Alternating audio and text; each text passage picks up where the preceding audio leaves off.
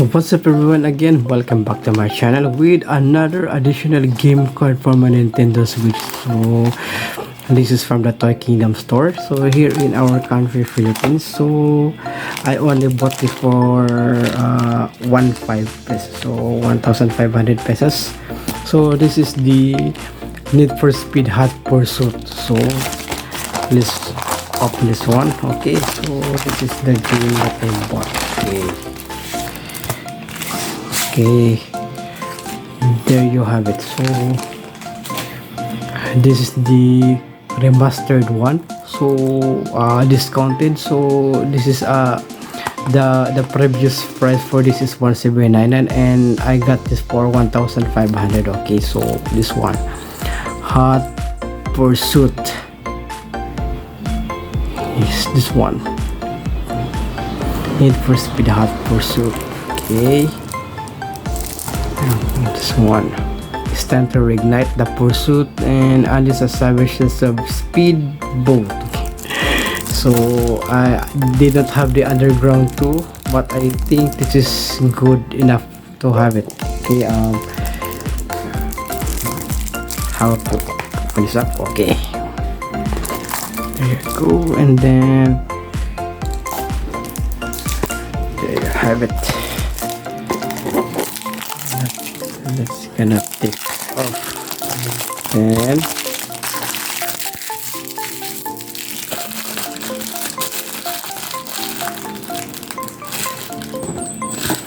there you go, there you have it, the remastered one. So and there's this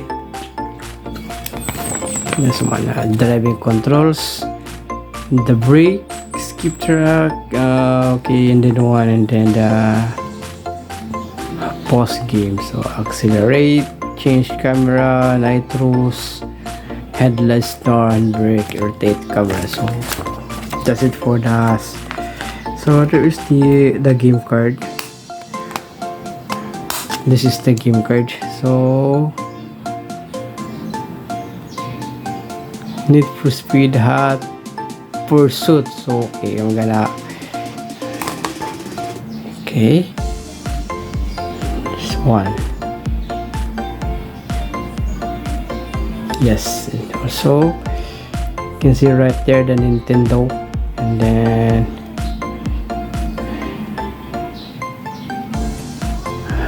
not clear enough. Okay, that's one. Okay, so this also right here, the big game card case. Also the right one over here, this one, the Need for Speed Hot Pursuit Remastered, and then the Electronic Arts logo. Okay, and then as you can see, internet download required. So okay, this one 7, rated it's 7, and then there it goes. Okay, nice, very good. And play mode, players one, only one player. Yes, it goes, and very good. Okay, so that's it for today's vlog, and I hope you enjoyed. Thank you so much for watching, and please don't forget to subscribe, okay, and then click that notification bell, okay, to notify all of the upcoming videos here in my channel. So thank you so much for watching. Please don't forget to subscribe, okay. Here you go, there you have it, Need for Speed Hot Pursuit Remastered, right there, remastered for the Nintendo Switch Lite, yeah, Nintendo Switch.